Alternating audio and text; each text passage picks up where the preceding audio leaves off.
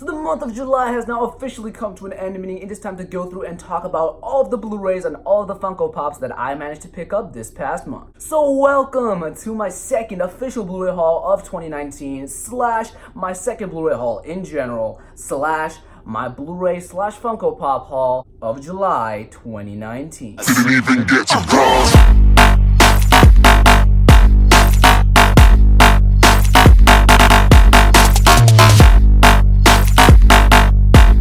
Definitely an interesting month for me. The first few days went by really slow, and then like the middle of the month was just super fast. I don't even know where it went. And then the last few days were again just really slow. I don't know why. Maybe because of Hobbs and Shaw, even though that's like what, 2 days away. It was just really interesting. It was all over the place. But last month I told you guys I was gonna try to go a bit more all out this month, and I think I kind of stayed true to that. I still only have 3 Funko Pops like last month, but the difference is in terms of Blu-rays, I picked up 12. 15 if you count the collector's item, like the box set that I'm going to show you at the end of the video. Make sure to stay tuned for that. But yeah, I'm just really excited to show you guys what I got, so let's hop into it with the Funko Pops, starting off with Pennywise the Clown Funhouse Edition. I am super hyped for It Chapter 2. I just cannot wait until that movie gets here. I need to get on the first It. Next month it's probably gonna be one of the things that I pick up, but I'm just really excited to see what they do with the movie.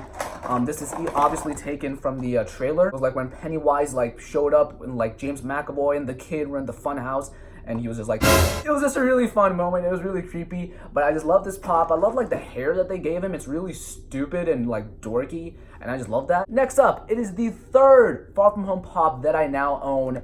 It's Mysterio. I just can't get enough of these Far From Home pops for some reason. But obviously Mysterio, one of my favorite parts of Far From Home. I really love the movie, but Jake Gyllenhaal's performance was just outstanding. Like, I just can't believe what he did with the role. He really made Quentin Beck his own. Like, I just can't really picture anybody else playing him now. I love the detail on his suit, like the little, like, I don't even know what to call them, but the little lines, I guess you could say. I love the diamonds that are bedazzled on his cape, the green smoke, as well as the smoke inside of his fishbowl, helmet, whatever you want to call it. He's also a bobblehead. I could literally do this all day long. And lastly, we have what is now my favorite Funko Pop that I own. It used to be Batman 80 Years Edition with like the black box and everything, but now that title has been claimed by Mr. Josh Brolin himself. That's right, it is Thanos.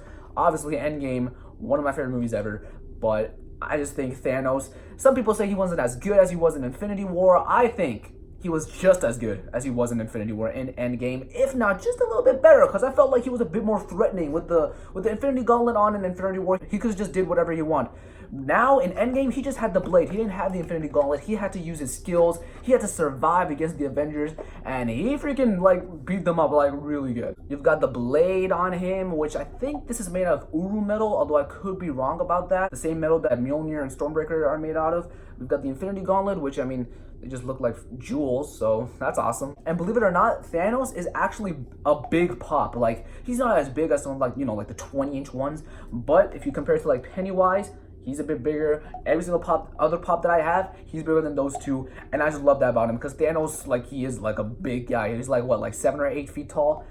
I just love the detail that they put on him. The reflective look, very similar to Aquaman in the gladiator suit, and this is now my favorite pop. And that's gonna be it for the Funko Pops. Just a quick recap. Here's all that I got. It's only 3, but now getting into the meat and gravy of the video, what you really want to see, and that is my movies. Let's hop into it with the first one, and that is gonna be X-Men from 2000. This and Sam Raimi's Spider-Man movie really shaped the way we see superhero movies now. So thank you, Sam Raimi and Bryan Singer. I think the performances are really solid. I didn't love it as much as I wanted to, but I still really like the movie. It's a pretty good comic book movie. As a movie itself, it can be a bit lackluster because it doesn't necessarily get you like, you know, just hooked like that, but overall, very solid film. Next up, related to the first X-Men movie, we have X2 X-Men United, way better than the first one in my opinion. Possibly top 15 best comic book movies of all time. I think the Nightcrawler sequence at the beginning with the president, one of the best comic book movie scenes of all time. I'm just gonna say it. This movie has just incredible action. The performances get even better. Obviously, we still have Patrick Stewart and Ian McKellen, who are great in their respective roles. Hugh Jackman, we know how good he is. He's still good. Like, this is how he started off. This and X-Men, that's how he started off. And he started off with a banger note. Some characters are a bit more fleshed out, I think, like Cyclops and Rogue and Storm. Obviously, we got the addition of Nightcrawler, who I think is a fantastic character. I think the story arc with Stryker and the way they like tease Wolverine's like origin, his backstory, even though that was kind of butchered in X-Men Origins, it was still a good setup. And next up, related to the first two X-Men movies, it might not be what you think. It's actually X-Men Days of Future Past. For one, I just could not pass up that slipcover. Like, look, it's got that rainbow reflective look, man. I can't pass it up. The movie itself, I think it's one of the best comic book movies of all time. I think the plot, very intriguing. We've obviously got Peter Dinklage, who I think does a really good job. Hugh Jackman, fantastic. This movie also has some of the best comic book movie scenes of all time, in my opinion. Jennifer Lawrence, I think, is a better Mystique than, I don't know who the other person was, but I think she's a better Mystique than the other girl. Nicholas Hoult has Hank / Beast, I think is really good. We get James McAvoy and Patrick Stewart playing the same character. We get Michael Fassbender and Ian McKellen playing the same character, and that dynamic is just really, really good. I just love, because you have X-Men First Class where you have just Fassbender and McAvoy. You have other X-Men movies where you only have Stewart and McKellen, but seeing all four of them playing only two characters, I just think that's really cool. And you can tell like there's like more story to be seen. Like, even though this is like one of the first few times like we've seen First Class, between First Class and then like, you know, like the 1970s part of this movie, you can tell there's like story that's been developed that we just haven't seen yet. And I just love that aspect of this movie. And this is easily one of the best comic book movies of all time. And the reason I got these three movies is because I've just heard really good things about them. Like, they're some of the best comic book movies of all time. I wouldn't say that for the first X-Men. I would say that for X2, but only top 15. But I definitely 110% agree with that for Days of Future Past. Next up is just downright one of my favorite movies of all time, directed by my favorite director of all time. It's Christopher Nolan's Inception. I was in awe after I saw this movie, but then learning that Nolan spent 10 years on the script, Leonardo DiCaprio, this performance is really just what pushed him over the edge for me. Like, this is why he's one of my favorite actors of all time. Ken Watanabe, I think, does a really good job. Joseph Gordon-Levitt, who I actually did not know was in the movie until I saw the movie, he does a fantastic job. Tom Hardy, some really funny stuff. This movie has some quite good humor. It's not a comedy by any means, but some scenes just sprinkled throughout just make it for a fun watch. And then everything like Inception itself, dream within a dream within a dream. I think the ending, I used to think, like, spoilers for Inception if you haven't seen it. At first, I thought that he was, like, it was real, but now I'm starting to think that he might have been in a dream and that it was fake at the end. So, I don't know, but overall, killer ending. I really want a sequel. I don't think we're gonna get a sequel, but if we do, I'm gonna be all for it. Also, the slipcover is a lenticular, and it is freaking amazing. Next up, one of my favorite Christmas movies of all time, it is Die Hard. It's not about guns firing and terrorists taking over a building. It's about family and being there for each other with a lot of action throughout the mix. This is just a really fun watch. I haven't watched it since I was probably like 6 or 7 years old, but I bought it and I have to see it. Also, the slipcover, again, I just love the slipcover. I just love these slipcovers this month. Next up, another slipcover, but it's also one of my favorite animated movies of all time. It's Despicable Me, the first one. I think this is one of Illumination's best movies. I think it's best out of the trilogy. They're probably gonna make a fourth one. I'd be down for it because I love these movies. I think they're hilarious. I think Steve Carell is a really funny guy. I think his voice acting suits Gru like super well. And I just love the story that they try to tell. Gru, this villainous person, and I just love Gru being a villain. First of all, Gru being a villain is the best part of Gru. But him being a villain and adopting these 3 little girls, starting to become a father, it's just all really nice. It's sweet, it's heartwarming, and the movie is just really good in my opinion. Next up, it's probably a guilty pleasure because I know it's not as good as I think it is, but it's the Karate Kid remake from way back when.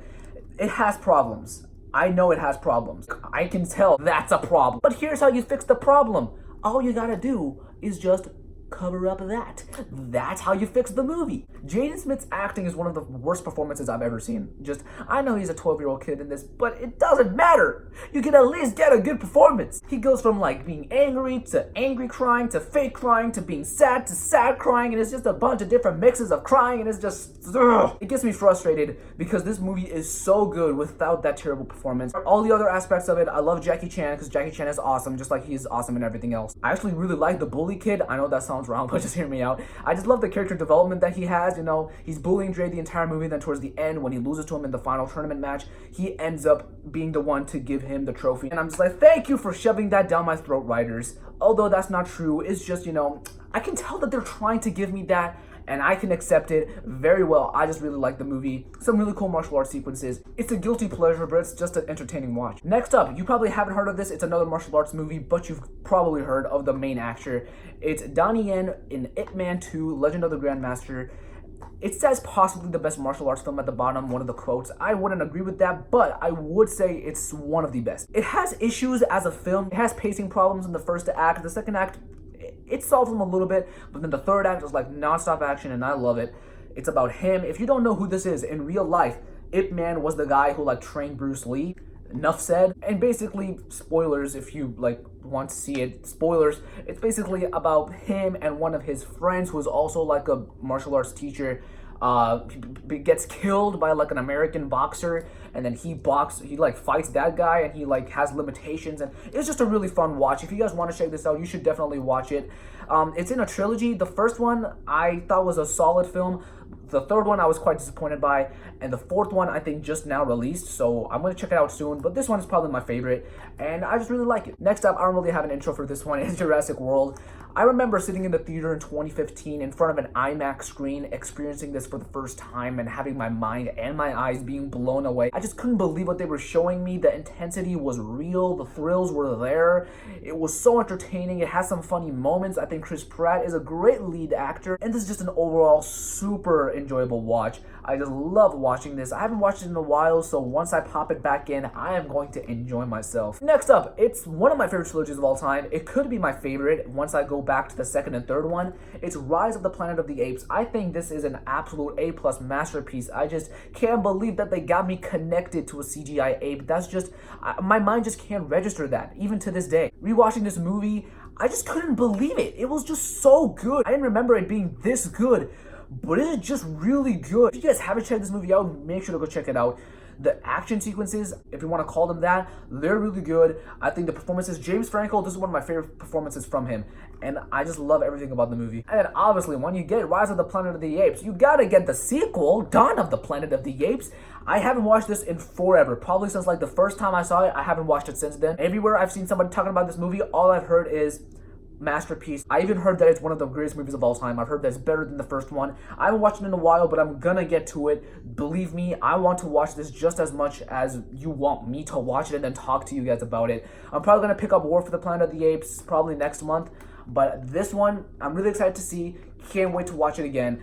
And that's the trilogy. And that's gonna be it for the Blu-rays, but we've still got one more item. It's the collector's box set, whatever you want to call it. It is my prized possession. It is my favorite trilogy of all time. It's the Dark Knight trilogy. It's the special edition and everything. I just freaking love it. I just love Batman Begins. I love the Dark Knight, and I like the Dark Knight Rises. I kind of love it, but I don't love it as much as I do the other ones. In my opinion, Batman Begins is better than The Dark Knight Rises as a film. However, The Dark Knight Rises is better than Batman Begins as a comic book film, and then The Dark Knight is just better than both of them in like every single category. My one main problem with The Dark Knight Rises though is that the first hour, it's actually kind of bad. It's like weird edits, all these jump cuts, and it's like so, it feels rushed, and I just don't like it. But we've got the special edition and everything. We've got the special features. We've got a bunch of discs. I don't really care about the special features that much.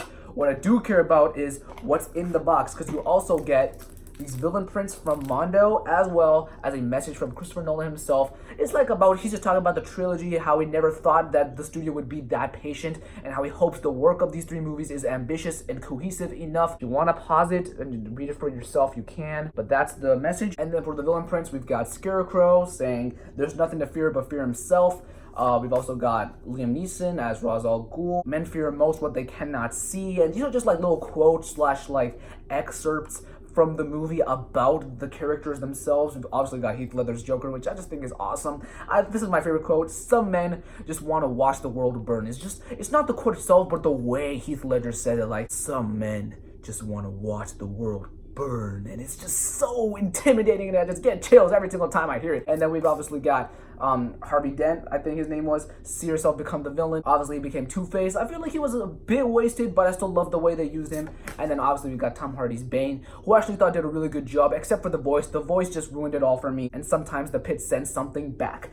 These villain prints I just think are freaking awesome. They look so killer, and I just love it. This is my prized possession, and I just Where did it go? Found it. It's I just love it. I just love these three movies. Dark Knight Rises. I think the Batman Begins, the first half set up Batman so super well. I think Dark Knight continues Batman really well, and I think the second half of the Dark Knight Rises finishes this chapter of Batman really well. And that's gonna be it for my July Blu-ray / Funko Pop haul, guys. Let me know what are the items that you picked up in the comments box down below. Did you pick up any movies? Did you pick up any Blu-rays? Did you pick up any DVDs? Did you pick up any Funko Pops or collectibles or something? Just let me know what you got in the comments box. If you enjoyed this video, make sure to click that like and subscribe button as well as the notification bell so you don't miss any movie news, movie reviews, or reactions or rankings in the future. And let me know what you thought about the video as well as everything that I got. What's your favorite pickup that I got in the comments box? And I will see you in the next one, guys. I really do hope you guys enjoyed. Until next time, stay positive.